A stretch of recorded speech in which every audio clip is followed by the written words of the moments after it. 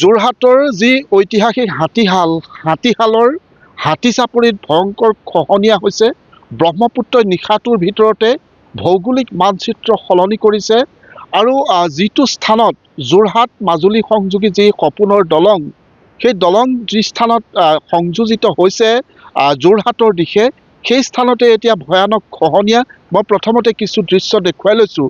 এয়া হৈছে ঐতিহাসিক হাতীশালৰ পৰিৱেশ আৰু এই যি এলেকা দেখিছে, এয়া এটা বৃহৎ এলেকা। ইতিমধ্যে ব্ৰহ্মপুত্ৰৰ যি ভয়ানক খহনীয়া, সেই খহনীয়াই লৈ গৈছে আৰু যি স্থানত আমি আছোঁ তাৰ কাষতে কিন্তু যি আচলতে আৰম্ভণিতে কোৱাৰ দৰেই এয়া হৈছে যোৰহাট মাজুলী সংযোগী দলঙৰ এই যিটো খুঁটা দেখিছে, এই খুঁটাটো আছিলে চাপৰিৰ ওপৰত, কিন্তু আজি মাত্ৰ কেইটামান দিনৰ ভিতৰতে এই খুঁটাটো ইতিমধ্যে ব্ৰহ্মপুত্ৰৰ বুকুত গৈছে আৰু এই স্থানত ভয়ানকভাৱে খহনীয়া যি হৈছে, এই বিষয়টোৱে এতিয়া স্থানীয় ৰাইজক চিন্তিত কৰিছে।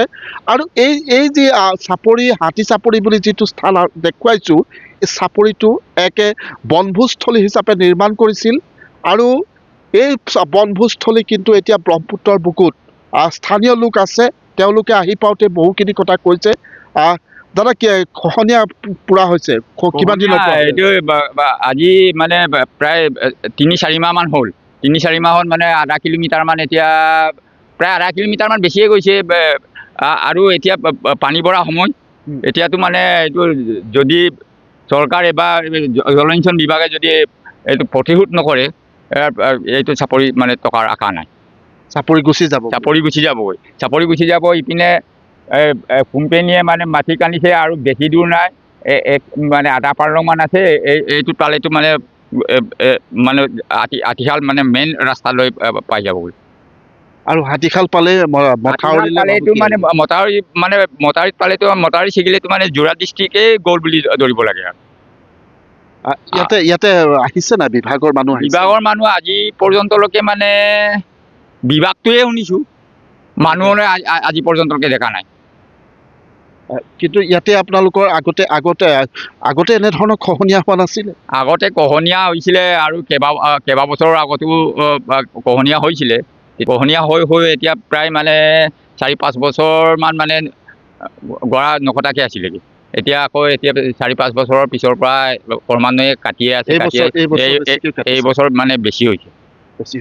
যিটো খুঁটা দেখিছোঁ, এই খুঁটাটো আগতে চাপৰিৰ ওপৰত আছিলে। এই খুঁটাটো প্ৰায় মানে বহুত ওপৰত। এই যেতিয়া খুঁটাটো দেখিছে আপোনালোকে, এই খুঁটাটো মানে এতিয়া 3ডালৰ ভিতৰ মানত ইমান মানে ভিতৰত আছিলেগৈ। এতিয়া মানে ব্ৰহ্মপুত্ৰত মানে মাজত পৰি গ'ল। ধন্যবাদ জনাইছোঁ আপোনাক।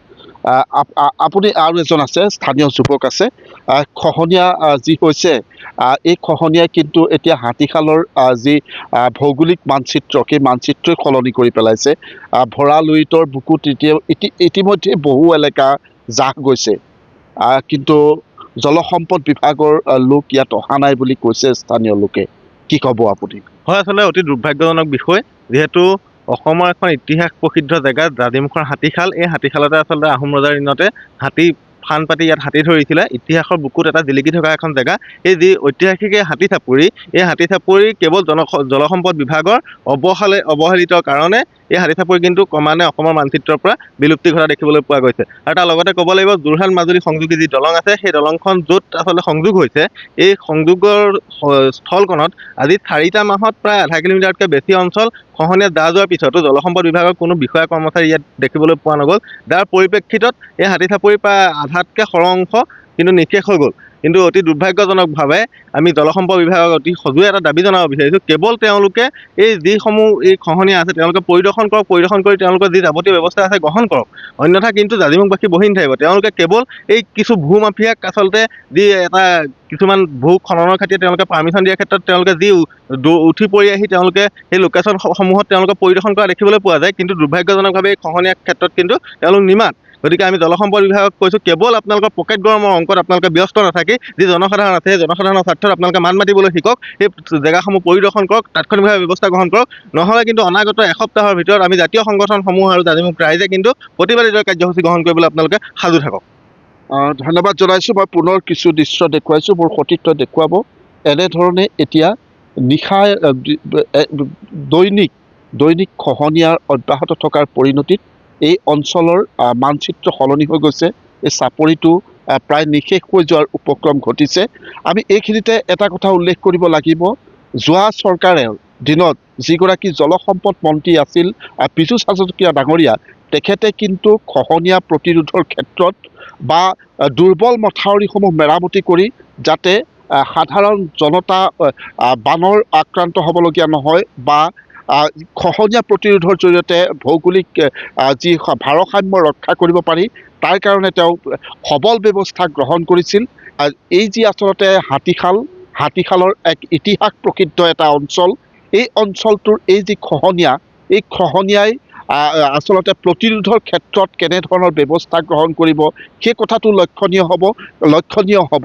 কাৰণ কাষেৰেই হাতীশালৰ মাজেৰেই নিৰ্মাণ কৰি থকা হৈছে যিখন অতি আচলতে হেঁপাহৰ যোৰহাট মাজুলী সংযোগী দলং, আৰু এই দলংখনৰ যদি স্থানতেই এই যি ভয়ানক খহনীয়া, এই খহনীয়া কিন্তু সাধাৰণ ইয়াৰ যিসকল বাসিন্দা, সেই বাসিন্দাসকলকো চিন্তিত কৰিছে।